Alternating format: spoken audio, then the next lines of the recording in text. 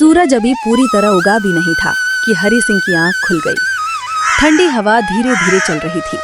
आसमान हल्का नीला था और दूर कहीं मुर्गे की बांग सुनाई दे रही थी। हरि सिंह ने अपने पुराने लेकिन साफ कपड़े पहने और बाहर आकर आसमान की तरफ देखा। हे भगवान, आज का दिन भी अच्छा बीते, मेरी फसल की रक्षा करना। उसके चेहरे पर एक उम्मीद थी, लेकिन उस उम्मीद के पीछे चिंता भी छिपी हुई थी। हरि सिंह अकेला नहीं था, उसके साथ उसका छोटा सा परिवार था। उसकी पत्नी सीता और उसका छोटा बेटा मोहन। सीता रसोई में चूल्हा जला रही थी। लकड़ी की हल्की हल्की आवाज और धुएं की खुशबू पूरे घर में फैल रही थी। जी जल्दी आ जाइए, खाना तैयार है। हरि सिंह अंदर आया और चुपचाप बैठ गया। बाबा, आज आप मुझे खेत ले जाओगे ना?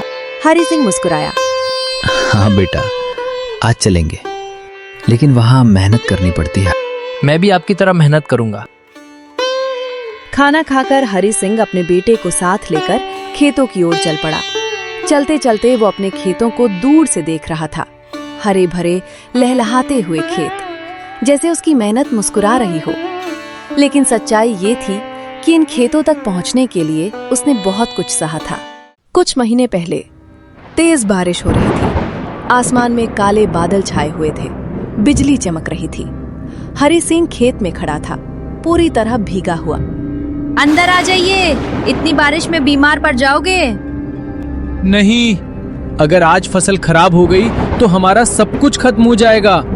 आज वही फसल उसके सामने खड़ी थी, सुनहरी लहराती हुई, जैसे उसकी मेहनत का इनाम। हरि सिंह धीरे धीरे खेत में चला। उसकी आंखों में चमक थी। ये सिर्फ अनाज नहीं है, ये मेरी मेहनत है, मेरा पसीना है, मेरे परिवार की उम्मीद है। लेकिन हरि सिंह जानता था कि असली लड़ाई अभी बाकी है। फसल उगाना ही सब कुछ नहीं होता, उसे सही दाम पर बेचना भी उतना ही जरूरी होता है। और यही वो जगह थी जहां कई किसान हार जाते थे। खेत के पास ही कुछ और किसान भी काम कर रहे थे। उनके चेहरों पर भी वही थकान थी, वही उम्मीद थी। एक किसान रामू हरि सिंह के पास आया। हरि भाई, इस बार फसल तो अच्छी हुई है, लेकिन पता नहीं दाम क्या मिलेगा। हाँ, यही तो चिंता है। सुना है जमींदार रघुनाथ इस बार बहुत कम दाम दे रहा है। हरि सिंह कुछ पल के लिए चुप हो गया। उसके चेहरे पर चिंता साफ दिखाई दे रही थी। हरि सिंह के मन में एक तूफान चल रहा था। एक तरफ उसकी मेहनत थी, दूसरी तरफ उसका परिवार, और तीसरी तरफ वो सच्चाई कि अगर उसे सही दाम नहीं मिला तो उसकी सारी मेहनत बेकार हो जाएगी। हरि सिंह ने आसमान की तरफ देखा। इस बार मैं अपनी मेहनत का सही मूल्य लेकर ही रहूंगा। उसकी आंखों में अब डर नहीं था, अब वहां सिर्फ आत्मविश्वास था। शाम होने लगी थी। हरि सिंह अपने बेटे के साथ घर लौट रहा था। बाबा, हमारी फसल सबसे अच्छी है ना? हाँ बेटा, सबसे अच्छी है। लेकिन उसके मन में एक सवाल अभी भी था, क्या इसकी कीमत भी उतनी ही अच्छी मिलेगी? उस रात हरि सिंह सो नहीं पाया। वो बस यही सोचता रहा, क्या जमींदार उसकी मेहनत को समझेगा? क्या उसे उसकी फसल का सही दाम मिलेगा? अगली सुबह हरि सिंह जल्दी उठ गया और वो चुपचाप बाहर आकर बैठ गया और अपने खेतों की दिशा में देखने लगा। सीता ने ये सब देखा। आज बहुत सोच में लग रहे हैं आप। हरि सिंह ने हल्की मुस्कान दी, लेकिन कुछ बोला नहीं। फसल तो बहुत अच्छी है, भगवान पर भरोसा रखिए, सब अच्छा होगा। भरोसा है, लेकिन आज फैसला सिर्फ भगवान नहीं, इंसान भी करेगा। थोड़ी ही देर में हरि सिंह अपने खेत की ओर निकल पड़ा। आज उसने अपनी सबसे अच्छी फसल को अलग रखा। वो हर एक बोरी को ध्यान से भर रहा था। आज इन दानों की असली परीक्षा है। मोहन भी पास खड़ा सब देख रहा था। बाबा, ये सब हम बेचने जा रहे हैं। हाँ बेटा, और आज हमें सही दाम भी मिलेगा, अगर सब ठीक रहा तो। फसल से भरी बैलगाड़ी तैयार हो चुकी थी। हरि सिंह ने एक गहरी सांस ली और बैलगाड़ी को आगे बढ़ाया। रास्ते में हरि सिंह की मुलाकात फिर से रामू और कुछ अन्य किसानों से हुई। हरि भाई, सुना है इस बार रघुनाथ बहुत कम दाम दे रहा है। हाँ, पिछले हफ्ते उसने शामू की फसल आधे दाम में खरीद ली। हरि सिंह कुछ पल के लिए चुप हो गया। अगर हम खुद अपनी मेहनत की कीमत नहीं समझेंगे तो कोई और क्यों समझेगा? सब किसान एक दूसरे की तरफ देखने लगे। उनकी आंखों में डर था, लेकिन हरि सिंह की आंखों में हिम्मत थी। कुछ ही देर में वो सब जमींदार रघुनाथ की हवेली के पास पहुंच गए। वो हवेली गांव की सबसे बड़ी और सबसे शानदार इमारत थी। ऊंची दीवारें, बड़ा दरवाजा और अंदर काम करते कई नौकर। ये सिर्फ एक घर नहीं था, ये ताकत और अधिकार का प्रतीक था। हवेली के अंदर एक बड़ा आंगन था, जहां किसान अपनी अपनी फसल लेकर खड़े थे। हर किसी के चेहरे पर एक ही सवाल था, आज क्या दाम मिलेगा। तभी हवेली के अंदर से एक आवाज गूंजी, सभी किसान लाइन में खड़े हो जाएं। सबकी नजरें एक तरफ मुड़ गईं। वो था जमींदार रघुनाथ। हरि सिंह ने पहली बार रघुनाथ को इतने करीब से देखा। उसने मन ही मन सोचा, आज यही इंसान तय करेगा मेरी मेहनत की कीमत। एक एक करके किसानों को बुलाया जाने लगा। रघुनाथ हर फसल को देखता और तुरंत दाम तय करता। इतना ही मिलेगा, लेना है तो लो वरना जाओ। कुछ किसान मजबूरी में हाँ कर देते, कुछ निराश होकर चले जाते। हरि सिंह की बारी धीरे धीरे करीब आ रही थी। उसका दिल तेजी से धड़क रहा था। उसके हाथ हल्के हल्के कांप रहे थे, लेकिन उसकी आंखों में अब भी एक विश्वास था। आखिरकार वो पल आ ही गया। अगला किसान हरि सिंह। हरि सिंह ने गहरी सांस ली और अपनी बैलगाड़ी आगे बढ़ाई। हरि सिंह ने विनम्रता से सिर झुकाया। नमस्ते साहब। रघुनाथ ने बिना कुछ कहे फसल की तरफ देखा। उसने कुछ दाने उठाए, उन्हें हाथ में रगड़ा, ध्यान से परखा। कुछ पल के लिए पूरा माहौल शांत हो गया, जैसे समय थम गया हो। हर किसान की नजर अब सिर्फ इस एक पल पर थी। रघुनाथ ने धीरे से सिर हिलाया। उसके चेहरे पर हल्की सी मुस्कान आई। फसल अच्छी है। ये सुनकर हरि सिंह के चेहरे पर थोड़ी राहत आई, लेकिन कहानी अभी शुरू ही हुई थी। रघुनाथ ने फिर से कुछ दाने उठाए, उन्हें ध्यान से देखा और पास खड़े अपने मुंशी की ओर इशारा किया। देखो जरा कैसी है फसल। मुंशी ने भी दाने परखे और सिर हिलाया। साहब, फसल तो वाकई बढ़िया है, साफ सुथरी, दाने भी पूरे हैं। है सुनकर हरि सिंह के चेहरे पर उम्मीद की हल्की सी किरण चमकी। हरि सिंह के मन में एक आवाज उठी, शायद आज मेरी मेहनत की सही कद्र होगी। शायद आज सब ठीक हो जाएगा। उसने अपने हाथ जोड़ लिए और चुपचाप खड़ा रहा। लेकिन अगले ही पल रघुनाथ के चेहरे का भाव बदल गया। उसकी मुस्कान गायब हो गई और उसकी आंखों में वही ठंडापन वापस आ गया। रघुनाथ ने धीरे से कहा, फसल अच्छी है, लेकिन ये लेकिन शब्द जैसे हवा में तैर गया। हरि सिंह का दिल एक पल के लिए रुक सा गया। मैं इस फसल के लिए आधी कीमत ही दूंगा। ये सुनते ही जैसे समय थम गया। हरि सिंह की आंखें फैल गईं। उसके चेहरे पर विश्वास और हैरानी का मिश्रण था। आसपास खड़े किसान एक दूसरे को देखने लगे। कुछ ने सिर झुका लिया, जैसे उन्हें पहले से ही ये उम्मीद थी। साहब, आधी कीमत? रघुनाथ ने बिना किसी भाव के जवाब दिया। हाँ, बाजार की हालत ठीक नहीं है और वैसे भी इस समय हर कोई फसल बेचने आया है। मुझे ज्यादा दाम देने की जरूरत नहीं है। पास खड़े कुछ किसान फुसफुसाने लगे। देखा, मैंने कहा था ना, अब हरि भी मान जाएगा। और क्या करेगा? हरि सिंह के सामने अब दो रास्ते थे। या तो वो चुपचाप ये कम कीमत स्वीकार कर ले, या फिर अपनी मेहनत के लिए खड़ा हो जाए। हरि सिंह ने अपनी आंखें बंद की और खुद से पूछा, क्या मैं अपनी मेहनत की इतनी कम कीमत स्वीकार कर लूं? क्या मैं अपने बेटे को ये सिखाऊं कि मेहनत की कोई कीमत नहीं होती? उसे मोहन की बात याद आई। मैं भी आपकी तरह मेहनत करूंगा बाबा। हरि सिंह ने धीरे धीरे अपनी आंखें खोली। अब उसके चेहरे पर डर नहीं था, अब वहाँ सिर्फ आत्मसम्मान था। साहब, क्या आपको लगता है कि ये फसल सिर्फ आधी कीमत की है? ये सुनते ही पूरा आंगन चौंक गया। किसी किसान ने आज तक रघुनाथ से इस तरह सवाल करने की हिम्मत नहीं की थी।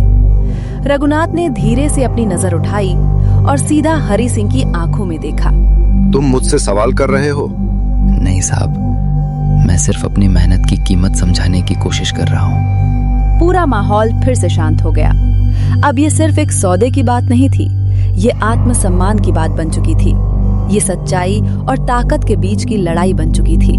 साहब, अगर आप अनुमति दें तो मैं कुछ कहना चाहता हूँ। आंगन में खड़े बाकी किसान सांस रोके खड़े थे। रघुनाथ ने कुछ पल सोचा, फिर हल्का सा सिर हिलाया।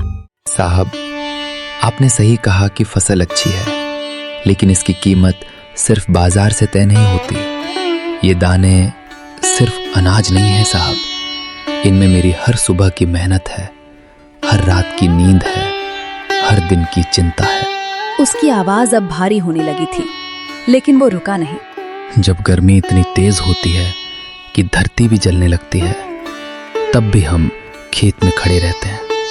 जब बारिश इतनी होती है कि सब कुछ बहने लगता है, तब भी हम फसल को बचाने की कोशिश करते हैं। साहब, ये फसल सिर्फ खेत में नहीं उगती, ये हमारे दिल में उगती है। आंगन में खड़े बाकी किसान अब चुप नहीं थे। उनकी आंखों में नमी थी, क्योंकि हरि सिंह जो कह रहा था वो सिर्फ उसकी नहीं, सबकी कहानी थी। आप बताइए साहब, क्या इन सब की कीमत सिर्फ आधी हो सकती है? रघुनाथ चुप था। पहली बार उसके पास तुरंत कोई जवाब नहीं था। मैं आपसे ज्यादा दाम नहीं मांग रहा, मैं बस सही दाम मांग रहा हूं। इतना कि मेरे परिवार का पेट भर सके, इतना कि मेरे बेटे की पढ़ाई चल सके। जैसे ही उसने अपने बेटे का जिक्र किया, उसकी आवाज और भावुक हो गई। मेरा बेटा, वो मुझसे पूछता है कि मेहनत का क्या फल मिलता है। अगर मैं आज आधी कीमत ले लूं, तो मैं उसे क्या जवाब दूंगा? ये सवाल सिर्फ रघुनाथ से नहीं था, ये सवाल हर उस इंसान से था जो कभी किसी की मेहनत की कीमत तय करता है। साहब, मैं धोखा नहीं करता, मैंने कभी फसल में मिलावट नहीं की, मैंने हमेशा ईमानदारी से काम किया है, और मैं सिर्फ यही चाहता हूँ कि मेरी ईमानदारी और मेहनत का सम्मान हो। अब आंगन का माहौल बदल चुका था। जहाँ पहले डर था, अब वहाँ सच्चाई की ताकत थी।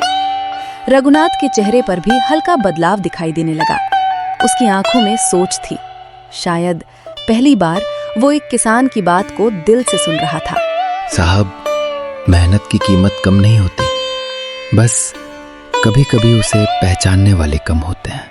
पूरा आंगन फिर से शांत हो गया, लेकिन इस बार का सन्नाटा अलग था। इसमें डर नहीं था, इसमें सोच थी, इसमें बदलाव की शुरुआत थी। रघुनाथ खड़ा था, लेकिन उसकी सोच कहीं और चली गई थी। उसकी आंखें हरि सिंह पर थीं, लेकिन उसका मन अतीत की गलियों में भटक रहा था। क्या सच में मैं गलत हूँ? क्या मैंने कभी किसी किसान की मेहनत को समझा? अचानक उसके सामने उसका बचपन आ गया। वो भी एक समय था जब रघुनाथ का परिवार अमीर नहीं था। उसके पिता भी एक छोटे किसान थे। तेज धूप, पसीने से भीगा शरीर और एक आदमी जो खेत में मेहनत कर रहा था, वो था रघुनाथ का पिता। बेटा, मेहनत से कभी डरना मत, क्योंकि यही मेहनत एक दिन तुम्हें आगे ले जाएगी। रघुनाथ की आंखों में हल्की नमी आ गई। वो पल, वो बातें, सब कुछ जैसे फिर से जिंदा हो गया। उसने खुद से सवाल किया, क्या मैं वही इंसान हूँ जिसे मेरे पिता बनाना चाहते थे? उसने हरि सिंह की तरफ देखा। रघुनाथ का कठोर दिल धीरे धीरे पिघलने लगा। उसकी आंखों में अब रौब नहीं था, वहां सोच थी, पछतावा था। कुछ पल बाद रघुनाथ ने गहरी सांस ली और पहली बार उसने नरमी से बात की। हरि सिंह। पूरा आंगन चौंक गया, क्योंकि ये वही आवाज नहीं थी जो कुछ देर पहले सुनाई दे रही थी। तुमने जो कहा वो सिर्फ शब्द नहीं थे, वो एक सच्चाई थी। हरि सिंह चुपचाप खड़ा था।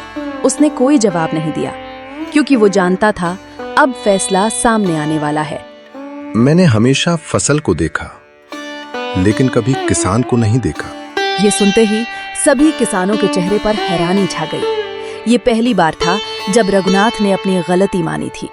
मैंने हमेशा सोचा कि मैं सही हूं, क्योंकि मेरे पास ताकत है, लेकिन आज तुमने मुझे दिखाया कि असली ताकत क्या होती है। तुम्हारी ईमानदारी, तुम्हारी मेहनत और तुम्हारा आत्मसम्मान, इन सब की कीमत मैं अब समझ पाया हूं। अब आंगन में खड़े बाकी किसान भी भावुक हो गए थे। कुछ की आंखों में आंसू थे, क्योंकि जो बदलाव वो देख रहे थे वो उन्होंने कभी सोचा भी नहीं था। अब वो पल आ गया था जिसका इंतजार हर किसी को था। रघुनाथ ने मुंशी की ओर देखा और दृढ़ आवाज में कहा, हरी सिंह की फसल पूरी कीमत पर खरीदी जाएगी। एक पल के लिए सन्नाटा छा गया और फिर पूरे आंगन में हलचल मच गई। सही दाम? सच में? यह कैसे हो गया? हरी सिंह की आंखों में चमक आ गई।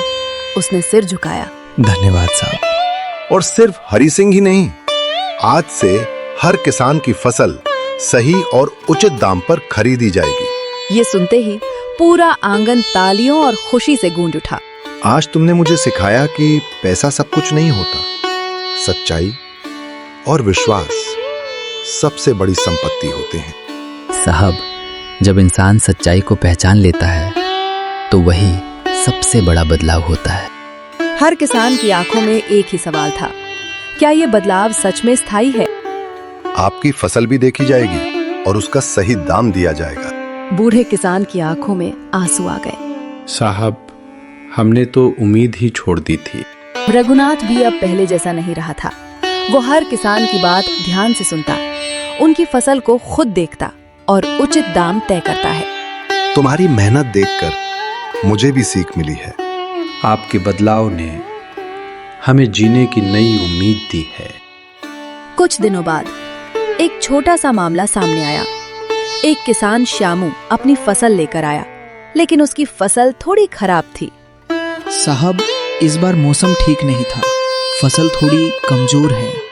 उसकी आवाज में डर साफ झलक रहा था, जैसे उसे पुराने दिनों की याद आ रही हो। रघुनाथ ने फसल देखी, कुछ पल सोचा। हाँ, फसल कमजोर है, लेकिन मेहनत तो पूरी है। तुम्हें नुकसान नहीं होने दूंगा, तुम्हें उचित दाम मिलेगा। श्यामू की आंखों में आंसू आ गए। साहब, अब सच में लगता है कि हम अकेले नहीं हैं। एक शाम मोहन अपने पिता के साथ बैठा था। बाबा, अब तो सब ठीक हो गया ना? हाँ बेटा, अब मेहनत का फल सच में मिलता है। मैं भी बड़ा होकर किसान बनूंगा, आपकी तरह। ये सुनकर हरी सिंह की आंखें भर आईं, क्योंकि अब उसे डर नहीं था। अब उसका बेटा मेहनत से भागेगा नहीं, अब उसे अपनी राह पर गर्व होगा। उधर रघुनाथ भी अपने कमरे में बैठा सोच रहा था। पहले मैं सोचता था कि पैसा ही सब कुछ है, लेकिन आज समझ आया कि असली दौलत तो लोगों का विश्वास है। अगले दिन रघुनाथ खुद हरी सिंह के घर गया। हरी सिंह हैरान रह गया। साहब, आप यहाँ? आज मैं जमींदार बनकर नहीं, एक दोस्त बनकर आया हूँ। तुमने मुझे बदल दिया हरी सिंह। नहीं साहब, आपने खुद को बदला है। दोनों ने एक दूसरे की तरफ देखा और मुस्कुराए। अगर आपको ये कहानी पसंद आई तो याद रखिए, हमेशा सच का साथ दीजिए और दूसरों की मेहनत का सम्मान कीजिए।